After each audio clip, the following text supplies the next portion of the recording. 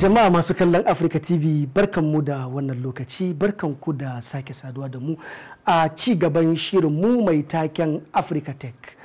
Inda a makon da ya gabata muke bayani akan abin da ya shafi motherboard da kayan da suka kunshi motherboard, inda muka yi bayani akan hard disk. A wannan sati idan mai kowa mai komai ya so za mu ci gaba daga inda muka tsaya. Tare da ni injiniya Bashir Idris Bashtek. Wannan shine motherboard kamar yadda muka yi bayani a makon da ya gabata. Sannan muka ce wannan shine hard disk wanda muka nuna yadda za a hada shi da kuma yadda yake amfani da kwamfuta. To wannan mako za mu yi bayani akan processor, ma'ana central processing unit din nan da ake magana, wanda ake cewa CPU. Sannan kuma mu bayani akan RAM.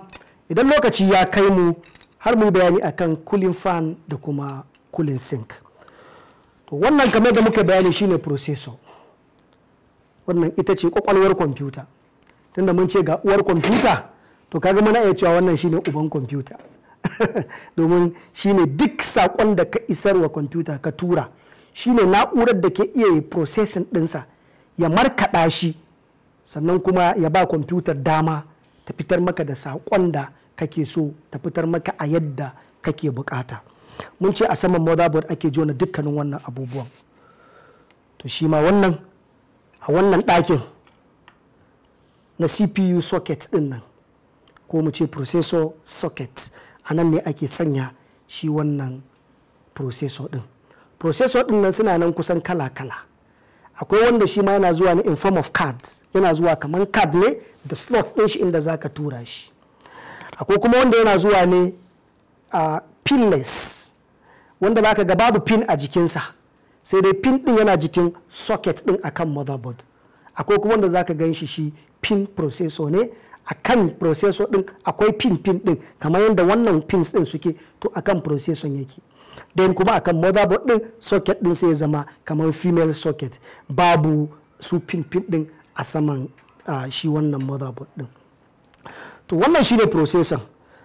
Yadda ake gane processor inda yake a kan motherboard shine zaka ga akwai sink, wani abu mai kaman aluminium a saman shi, sannan kuma zaka ga wata fanka a saman shi. Saboda inji ne wanda yake koda yaushe a cikin aiki, to ya zama wajibi a samu abin da zai rika sanyaya masa kwakwalwa, a rika sanyaya shi, wanda shine kwakwalwan. So wannan fankar ita take sanyaya shi, wanda za mu yi bayani a kanta ita ma. So a nan gurin in ka duba da kyau zaka ga ramuka guda biyu a gefe.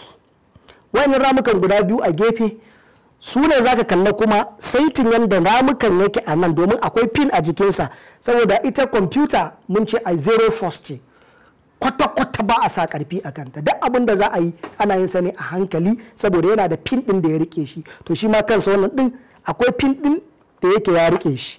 Idan ka sanya shi da kyau daidai a jikin pin ɗinsa zai shiga, domin ɗakin shi ne dama. Sannan idan mai kallo zai lura, zai ga akan processor akwai wani mai haka. Wannan mai ana kiran shi paste.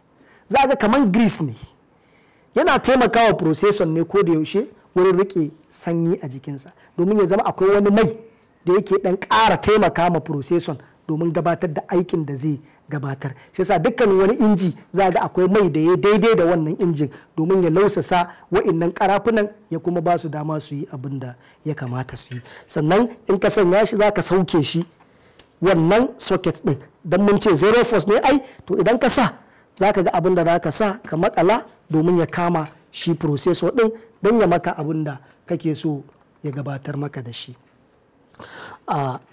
Wannan shine processor, kuma mun ce shine yake sarrafa abubuwan da muka tura domin ya processing ɗinsu, ya narka su, ya markaɗa su, ya baka abin da kake so. Sannan kuma shi kansa yana zuwa ne capacity by capacity, girma zuwa girma. Shi tafiyarsa ai mun ce a hard disk storage ne, shi kuma processing ne, tafiya ne. So kaga lissafin sai yana zuwa ne a hertz, megahertz, gigahertz.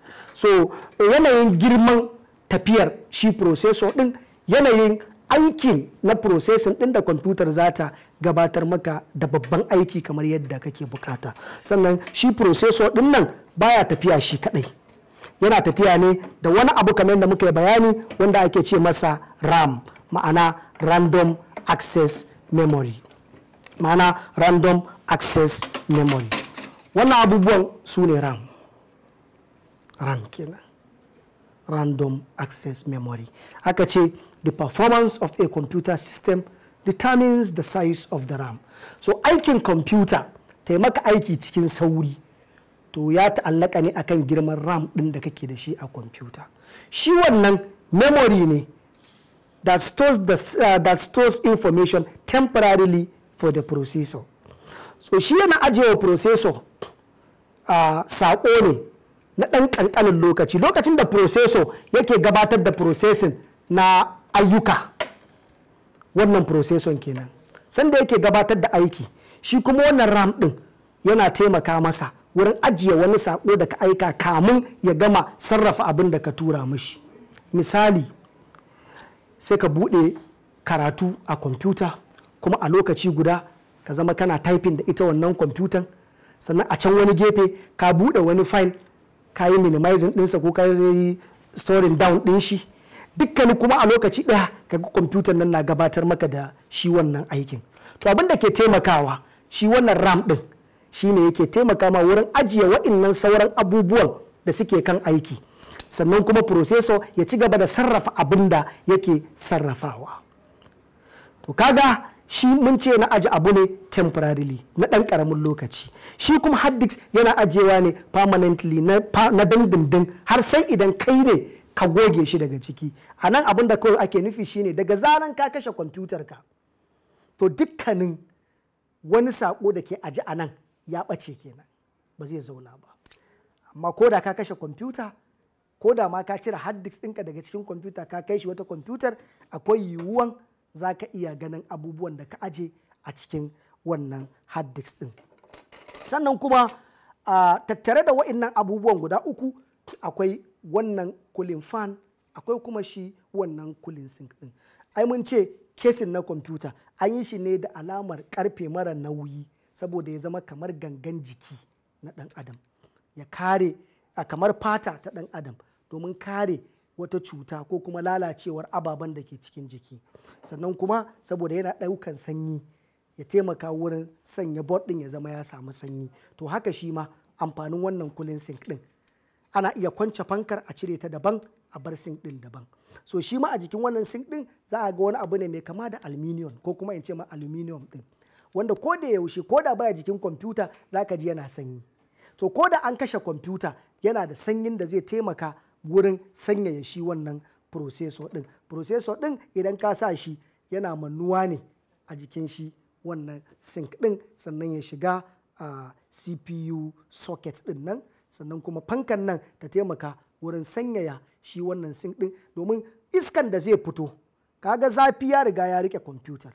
To idan babu wannan sink ɗin, iskan zai zama shi ma mai zafi, kamar fanka ne a kulle ko ina babu ventilation, to za ka ga fankan nan ta koma tana generating zafi ne maimakon ta generating sanyi. So da wannan sink ɗin iskan sai ya shiga ta jikinsa sai ya koma tamkar AC, sai ya zama sanyi ba mai zafi ba. Wannan shine amfanin wannan sink ɗin, kuma shine amfanin wannan fan ɗin. Sannan kuma akwai 4-pin connector, kamar da muka ce akwai 3-pin fan connector, sannan kuma akan motherboard, sannan kuma akwai 4-pin connector.